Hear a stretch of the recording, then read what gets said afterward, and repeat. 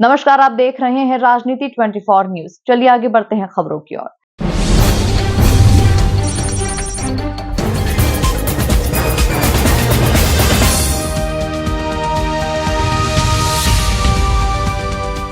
निशा जोशी योग एकेडमी एवं योग गंगा योगिक साइंटिफिक एवं स्पिरिचुअल फाउंडेशन इंदौर के संयुक्त तत्वावधान में बर्फानी धाम के सामने ऑडिटोरियम में 6वें global pride women's international award को आयोजित किया गया। बता दें कि कार्यक्रम में विभिन्न क्षेत्रों में उत्कृष्ट योगदान देने वाली 13 महिलाओं को शॉल, श्रीफल, ट्रॉफी और प्रमाण पत्र देकर सम्मानित किया गया।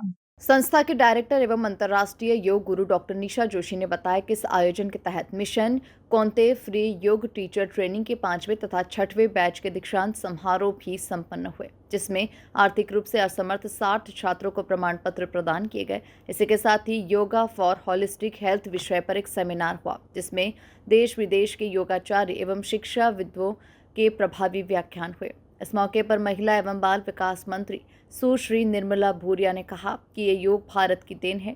पूरी दुनिया में योग फैलाने का कार्य भारत कर रहा है। प्रधानमंत्री नरेंद्र मोदी की पहल पर ही आज सारी दुनिया में विश्व योग दिवस मनाया जा रहा है। सुश्री भूरिया ने आगे कहा कि योग के प्रति डॉक्टर निशा जोशी का समर्पण काबिले तारीफ है। अतिरिक्त पुलिस महानिदेशक डॉक्टर वरुण कपूर ने कहा कि दुनिया में खुशी से बढ़कर कोई दौलत नहीं है। योग से जीवन ऊर्जावान होता है और सकारात्मकता बढ़ती है। परिश्रम करने वालों को सफलता मिलना निश्चित है। ओरिएंटल यूनिवर्सिटी के कुलपति डॉक्टर S.K. सोमानी ने कहा कि योग भारत की मूल आत्मा है। जिन बच्चों को आज सम्मान मिला, उनके जीवन की ये एक बेहतर शुरुआत है। जीवन को नया आयाम देता है योग। योगिनी डॉक्टर निशा जोशी ने कहा कि योग से केवल शरीर और मन ही प्रसन्न नहीं रहता, बल्कि ये आत्मा से परमात्मा को भी जोड़ता है। योग को हम अपनी जीवन पद्धति बनाएं। इस मौके पर संजय अदसपुरकर, वियतनाम की योगाचार्य विश्वास त्यागी, ली विंग चुंग, डॉक्टर सरस्वती काला, ब्राज़ील की करोलिना मुनिज, अना पाउला, नाथलिया करवलहो, शासकीय कला एवं वाणिज्य महाविद्यालय की प्राचार्य डॉक्टर ममता चंद्रशेखर, डॉक्टर विनोद कश्यप, प्रोफेसर दीपमाला गुप्ता, श्रीमती सोमैया कपूर, डॉक्टर विनोद बिरला, डॉक्टर जमुना मिश्रा ने भी योग पर अपने विचार व्यक्त किए। कार्यक्रम का संचालन विजया जैन ने किया। आभार मुकेश जोशी ने माना। जोशी योग एकेडमी जो है, उनके द्वारा ये बहुत ही अनूठा कार्यक्रम किया जा रहा है, जिसमें ना सिर्फ उन्हें योग के महत्व को बताया जा रहा है, बल्कि मिशन कॉन्ते नाम से जो उन्होंने एक अभियान चला रहा था, जिसके 6th बैच का आज दीक्षांत समारोह था, जिसमें हम सभी को यहाँ पर आने पे बहुत ही इस गौरवमय कार्यक्रम में हमें आकर के बहुत अच्छा लगा।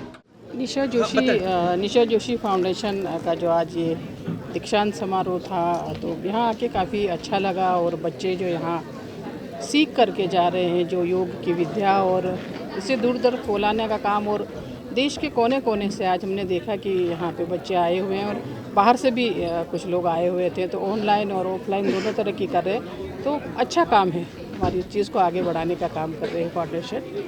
आप जनप्रतिनिधि हैं, कैबिनेट मंत्री भी हैं जी। क्या कहना चाहेंगे, किस तरह से सरकार की नीतियाँ महिलाओं को आगे बढ़ाने में कारगर साबित हो देखिए, रही हैं? भारतीय जनता पार्टी की हमेशा ही ये नीति रही महिलाओं को आगे बढ़ाने की, और उस तरह की योजनाएं बनाने का काम किया है उन्होंने, और आगे बढ़ रही हैं। आप देख रहे हैं कि पंचायत हो, नगर निगम हो, नगर पालिका हो, हर क्षेत्र में वो महिलाओं को आगे बढ़ाने का काम कर। किस तरह का है? जी, ये आयोजन आर्थिक रूप से असक्षम जो बच्चे होते हैं, उनको हम फ्री योग शिक्षा देते हैं, योग टीचर ट्रेनिंग देते हैं। उनका दीक्षांत समारोह इस पे 5वीं और 6ठी बैच है।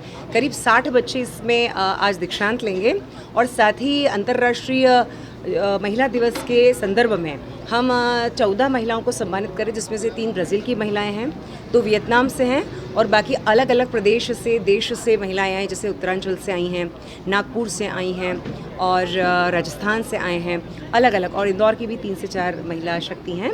और उसी के साथ अंतर्राष्ट्रीय योग सेमिनार भी, जिसका विषय है योग फॉर होलिस्टिक हेल्थ। इसका उद्देश्य है कि योग को हम जनमानस तक पहुंचाएं।